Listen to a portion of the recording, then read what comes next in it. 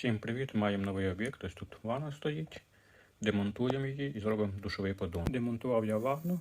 Тут я буду зашліфую від фарби стіни. Тут я трап поставлю, вода виведена з тої сторони, з туалета. Там ще буду теж розбирати, щоб цю трубу обрізати і там заглушити треба.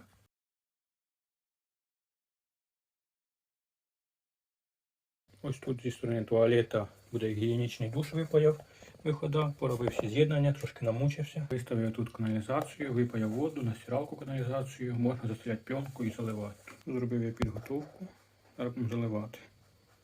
Зробив я чорнову роботу, хай воно сохне, потім там підштукатурю і буду готувати подрізку плитки.